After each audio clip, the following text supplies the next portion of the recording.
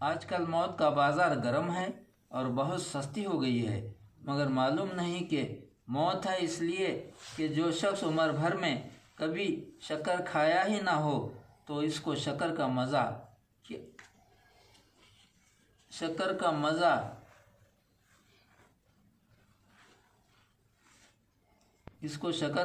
کیا معلوم؟ ذرا شکر کھائے ہوئے سے پوچھو، وہ شکر کا مزہ بتائے گا۔ ایسا ہی موت کا مزہ مردوں سے پوچھو، وہ موت کا مزہ پا چکے ہیں، وہی ان کو خوب جانتے ہیں۔ تعجب یہ ہے کہ اگر آدمی بڑی سی بڑی لذت اور عیش و نشاط کی مجلس و تماشے میں ہو اور یہ تصور کرے کہ ابھی ایک سپاہی آ کر 4-5 لاٹھیاں مارے گا تو وہ لذت خاک میں مل جائے گی اور عیش میں قدرت آ جائے گی، اور یہ معلوم ہے کہ ملک الموت جاں کندنی کی سختیاں عین غفلت کے وقت لا ڈالیں گے، مگر اس سے کچھ عیش مقدر نہیں ہوتا۔ اس کا سبب بجز غفلت، جہالت و مغالطے کے اور کیا ہے؟ جس قدر تکلیف جان کندنی میں ہوتی ہے، اس کو بجز اس کے کہ جس نے اس کو چکھا ہے اور کسی کو معلوم نہیں۔ اس لیے ذرا قبرستانوں اور مقبروں میں چلو، سنو وہ کیا کہتے ہیں۔ حکایت: حضرت عیسیٰ علیہ السلام نے ایک مردے کو زندہ کیا، کیونکہ آپ کو اللہ تعالیٰ عطیہ دیے تھے، قم باذن اللہ کہہ کر تم مردے کو آواز دیں گے تو اڑ جائے گا، سبحان اللہ، اور آپ کو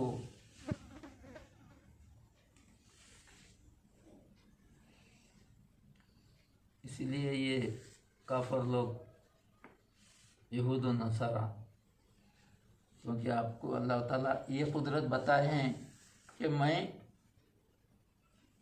جو چاہے کر سکتا ہوں، بے شک، سوائے میرے کوئی نہیں ہے۔ بے شک، تو یعنی ہر چیز کا جوڑا بنایا ہے اللہ تعالیٰ، جانوروں میں، انسانوں میں، اور یہاں تک کہ نباتات جو جھاڑ ہیں ان میں بھی نر مادہ ہے۔ سبحان اللہ، نر کا پھول کا جو ہے نا صفوف جا کر یہ مادہ جھاڑ کے پھول کے اوپر پڑتا ہے تو جب پھول لگتے ہیں۔ سبحان اللہ، سبحان اللہ، تو آپ یہ بتا رہے ہیں کہ دیکھو ہر چیز کے ہم جوڑے بنائے ہیں، میں قدرت والا ہوں، بغیر باپ کے میں عیسیٰ علیہ السلام کو پیدا کیا۔ سبحان اللہ، تو یہود و نصارہ جو ہے نا آپ کو نعوذ باللہ من ذالک اللہ کا بیٹا قرار دیتے ہیں، مانتے ہیں وہ لوگ۔ حکایت: حضرت عیسیٰ نے ایک مردے کو زندہ کیا اور اس سے پوچھا کہ موت کا مزہ کیسا ہے؟ مردے نے کہا: حضرت مجھ کو مر کر 50 برس ہوئے ہیں، لیکن اب تک موت کا مزہ باقی ہے اور وہ تکلیف ہوئی ہیں جو اب تک دل سے بھولی نہیں جاتی۔ اگر آپ میں یہ قدرت نہیں کہ حضرت عیسیٰ کی طرح مردوں سے کچھ سنیں تو ان کی زبان حال سے سنو کہ ان کی حالت کیا کہہ رہی ہے۔ وہ کہہ رہی ہے: دوستو، دنیا کی زندگی پر دھوکہ نہ کھانا، اس کا کچھ اعتبار نہیں، پھول کی طرح 2 دن کی بہار ہے، پھر کچھ بھی نہیں۔ ہائے بہار باغ دنیا چند روز، ہے بہار باغ دنیا چند روز، دیکھ لو اس کا تماشا چند روز۔ اے مسافر کوچ کا سامان کر، اس سرا میں ہے بسیرا چند روز۔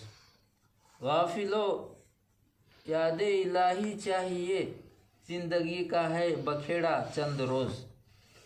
مردوں کی حالت پھر یہ کہتی ہے کہ ذرا ہماری حالت سے عبرت لو، ہم بھی تمہاری طرح غفلت میں تھے، دنیا کی کون سی چیز ہے جو ہمارے پاس نہ تھی؟ دنیا کے وہ کون سے کام ہیں جو تمہاری طرح ہم نہیں کرتے تھے؟ آخر اب کیا ہے؟ کچھ بھی نہیں۔ روتی ہے شبنم کے نئے رنگ جہاں کچھ بھی نہیں، خندہ زن ہیں گل کے روئے گلستاں کچھ بھی نہیں۔ جن کی نوبت کے صدا سے گونجتے تھے آسمان، دم بخود ہیں مغبروں میں ہوں وہاں کچھ بھی نہیں۔ جوڑ سارے توڑ ڈالے کھینچ کر بندے کفن، جوڑ سارے توڑ ڈالے کھینچ کر بند کفن، گور کی بغلی سے چکس ہے پہلوں کچھ بھی نہیں۔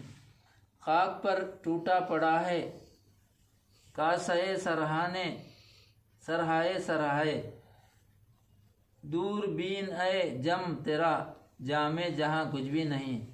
جن کے محلوں میں ہزاروں رنگ کے فانوس تھے، جھاڑ ان کے قبر پر ہے اور نشاں کچھ بھی نہیں۔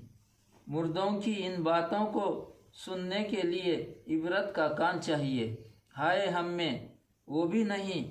اچھا تو ذرا ان سے سنو جن کو کشف سے موت کا مزہ ویسا ہی معلوم ہوتا ہے۔ کشف ایک ہے مراقبہ۔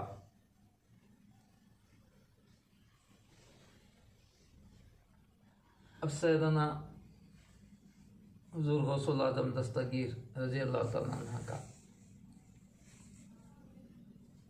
خیال کر کے، آنکھ بند کر کے خیال کرا تو یہ وہاں جاتا ہے وہ یا وہ یہاں پر آتے ہیں سبحان اللہ۔